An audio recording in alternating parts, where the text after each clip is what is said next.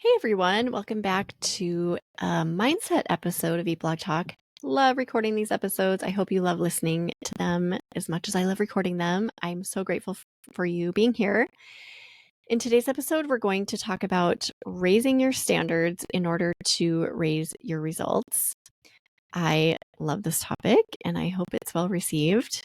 This is about a mindset shift that can really quietly yet powerfully transform your business over time. It's simple. Raise your standards. And before you brace yourself, no, we're not talking about perfectionism. That is not it at all. Drop that word from the conversation entirely today. It's not about nitpicking every detail on your website or pushing yourself into burnout mode for flawless results. That is not our conversation. Instead, what we're talking about is making clear decisions about what you will and will not accept in your business, what your boundaries are, how you want to interact with clients and collaborators, and how you follow through with commitments both to others and to yourself. Because when you raise your standards, you raise the quality of your results. It's as simple as that. Raising your standards attracts the right people to you, and it increases your confidence in what you're creating and why you're showing up. Let's talk about what raising your standards really means. Raising your standards is not about doing more. Like we said earlier, it's not about being perfect. It's about doing better and doing better in the areas that actually matter so that high quality people and opportunities are drawn to you. And so you feel better about what you're putting out into the world. Here are a few examples. Only saying yes to aligned sponsorships, the ones that fit your brand values and your audience like a glove, not just the ones that pay well. Also improving your website experience, so making it load faster, easier to navigate, and making it more visually appealing because you respect your audience's time and want their visit to be useful and delightful. Also protecting your deep work hours, so setting clear limits on how often you check your email or your DMs so that you can give your creative projects your undivided attention. And modeling healthy work boundaries for your peers and team and even your family. Shutting down work at the end of the day, preferably at a set time, and not popping back in till morning. Cannot even tell you how long it took me to learn this one. But once I learned it, I never went back. It's so important and impactful.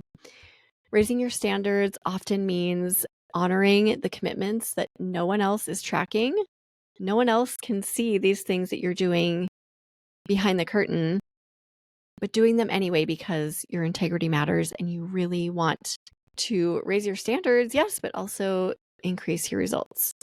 Now, let's talk about how low standards might be holding you back. I have been there. Oh gosh, I feel like I'm the banner child for historically having low standards in certain areas of my life and business. I'm a work in progress, but I've moved past a lot of those and I have a lot to share in this area. I'm guessing maybe you can relate as well.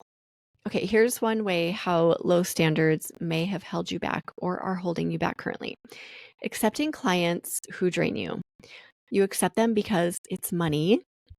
I've learned the hard way that the wrong clients cost more in energy than they ever bring in revenue. If you are a freelancer or maybe you're a coach of some sort, I am giving you permission today to only take on clients who feel easy to work with. Yes, that is possible, and yes, you should do it. Here's another one. Publishing content that you know isn't your best. Can I tell you a little story? Back when I was okay with putting low standard content out into the world, because I used to do this, I published a post that I did not feel entirely confident about. Do you want to know the recipe? Maybe I can conjure up a picture. I'll see if I still have it somewhere to include in this episode. It was grilled red peppers with, I believe it was a type of cheese and fudge in the middle. It was horrible. Why did I put this out into the world? Because it was content, and I thought that's all that mattered. My standards were clearly not very high back then. It took me a couple years to look back into my content and realize that should not be there, so I quickly removed it. Maybe you are rushing to hit a deadline that is self-imposed, so you skip updating the SEO, or you didn't retest the recipe knowing that you should have, or you're settling for just okay, mediocre images. You know when you're publishing content that shouldn't be published, so just stay in tune with that. Here's another low standard that may be holding you back: keeping outdated systems. I think this one is so huge, and it's something that so many of us do. We have a lot on our plates. We have a lot of balls to keep in the air at all times. So we don't always want to focus on keeping our systems current. Even though you know they might be slowing you down, we still allow them to keep chugging along in our businesses. Perhaps it's a messy folder structure. Maybe it's your desktop that has 9 million files on it. Maybe it's outdated software on your computer or on your phone. Or maybe your content calendar is all over the place. It's not updated, it's not current. Or maybe your Gmail calendar is the same way. Whatever it is, fixing it feels like too much work right now. I get it. I've been there so many times. In fact, I'm looking at a few files on my desktop right now that need to go. I need to update that system.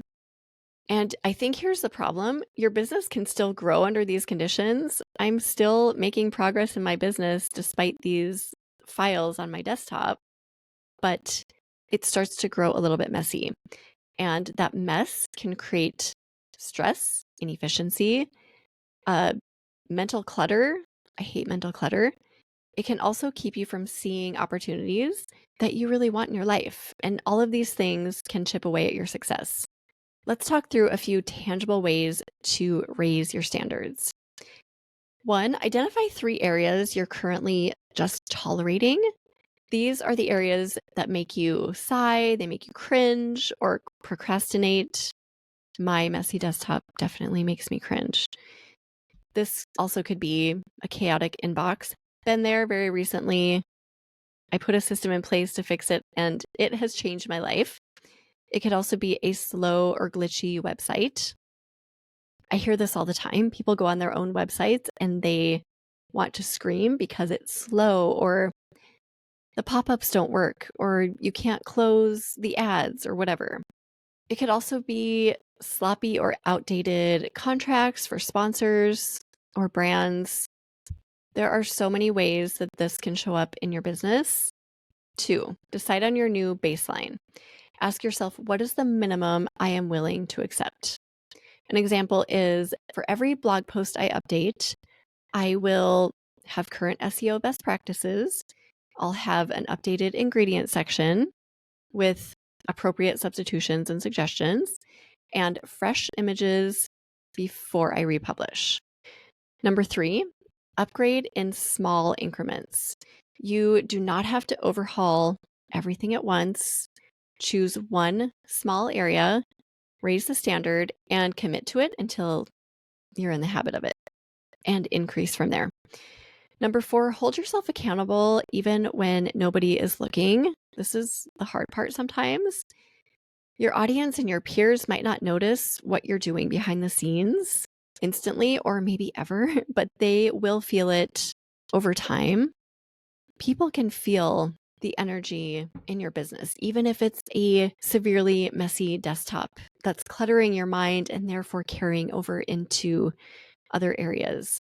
High standards create a ripple effect in trust and loyalty and results.